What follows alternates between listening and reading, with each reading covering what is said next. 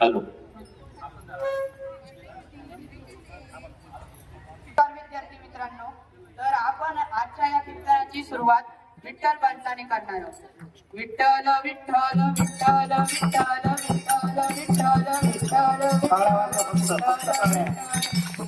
विठ्ठल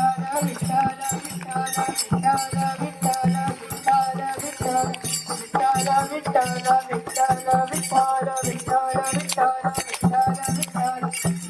विठ्ठल तर महाराष्ट्राच्या या पावन मातीत जन्माला आलेल्या सर्व संतांना व भगवंत विठ्ठलाला नमन करून मी सुरुवात करतो. हरिपाठ.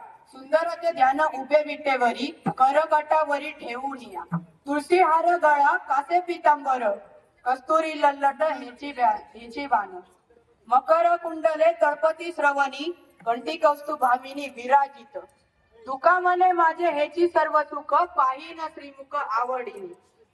विद्यार्थी मित्रांनो, आपण सर्वांनी हरिपाठ ऐकला असेल, काही जणांनी म्हटलं सुद्धा असेल, परंतु या हरिपाठाचा भावार्थ आपल्यापैकी किती जणांना माहिती आहे?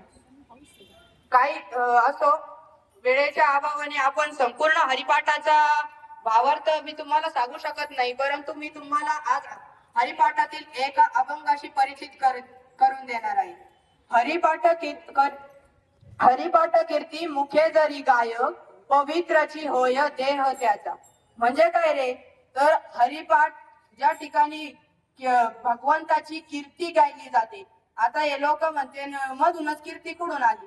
तर कीर्ती म्हणजे भगवंताची स्तुती ज्या ठिकाणी केली जाते त्या ठिकाणी आपले शरीर संपूर्ण पवित्र होऊन जाते. आता तुम्ही म्हणता की आम्ही रोजच साबणीने घासून आंघोळ करतो, आमचं शरीर तसं पवित्र आहे, परंतु आपल्या अंगात जो होते ना, चालल्या कुत्र्याला लात मारायची, एखादी मुंगी चालली का तिला चिरडायचं, बसले पोरं का हाणले दगड, तर याच्या सर्वांमुळे आपले शरीर हे अपवित्र होऊन जाते. तर या अपवित्र शरीराला पवित्र करण्याची सामर्थ्य जर कोशात असेल तर ते फक्त हरिपाठामध्ये आहे. ते फक्त हरिपाठामध्ये आहे. तर आपण जो मी तुम्हाला सांगतो की हरिपाठ गायल्यामुळे आपले सर्व काम हे व्यवस्थित होतात. परंतु आमचा गडी इकडे घेतला मोबाईल का सरकीतोय रील बस संपलं का दुसऱ्या दिवशी शाळेत जाणार एखाद्याचा चुकून धक्का लागला लगेच कानाखाली. आणि मी त्याला लय आणलं, ज्या चौघात गेलं का मी त्या पोराला लय आणलं, आणि ते ज्याला आणलं ना ते याच्या कमरा एवढं ते घरी जात, पण ते घरी जात आणि ते त्याच्या वडिलांना सांगत सर पप्पा मला शाळेतले आणलं का लगेच दुसऱ्या दिवशी पालक मुख्याध्यापकाकडं माझ्या पोराला लय आणलं, त्याचा रातभर गाल सुटला. बोलवलंच ते रील वालं मुख्याध्यापकाकडं. तर बाबांनो असं काही करू नका.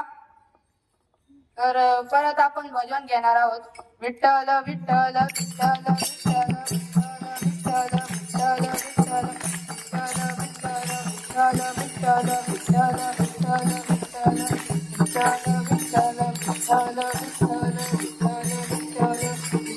विठ्ठल विठ्ठल विठ्ठल तर मी आता काही वेळापूर्वी म्हणलो का हरिपाठ केल्याने आपले सर्व काम व्यवस्थित होतात. म्हणजे पेपर आला का आदल्या दिवशी हरिपाठ करायला बसायचं आणि रस्त्याच्या सगळ्या कुत्र्या मांजराला चपात्या वाटीत फिरायच्या, असा पण त्याचा अर्थ नाहीये. तर जर भगवंत संत श्री ज्ञानेश्वर महाराज जर म्हणले असते माझ्या वडिलांनी फार पुण्य केलंय, मला काय गरज आहे, आज साधा एक माणूस जर आपल्याला बोलून गेला तर आपण म्हणतो वेडा माणूस होता, उगच मला बोलून गेला. अरे ते भिक्षा मागायला गेले आणि तिथून शिव्या गाळ ऐकून आले, उगच ज्ञानेश्वरी लिहून झाली नाही. संत म्हणजे काय हो? तर विठ्ठल नामात तल्लीन होणारा मनुष्य म्हणजे संत.